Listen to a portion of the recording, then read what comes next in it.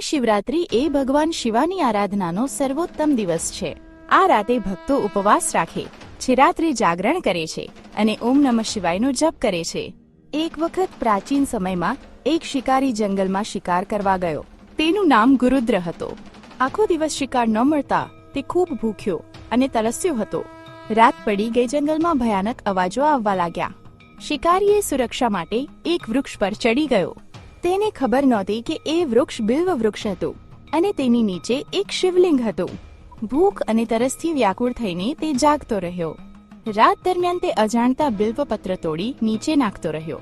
તે પત્ર સીધા શિવલિંગ પર પડતા રહ્યા। આ રીતે આખી રાત ઉપવાસ અને જાગરણ થઈ ગયું।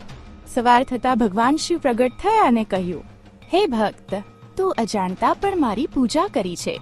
તારા તમામ પાપો નષ્ટ થયા। આ રીતે શિકારીને મોક્ષ પ્રાપ્ત થયો। રાઇટ ફિંગર તેથી કહેવામાં આવે છે કે મહાશિવરાત્રિના દિવસે ઉપવાસ, જાગરણ અને બિલ્વપત્ર અર્પણ કરવાથી અસીમ પુણ્ય મળે છે। મહાશિવરાત્રિ આપણને શીખવે છે કે ભક્તિ હૃદયથી હોવી જોઈએ, વિધિ તો માત્ર માર્ગ છે। ઓમ બોલો ભોળેનાથ બાપાની જય। ફૂલ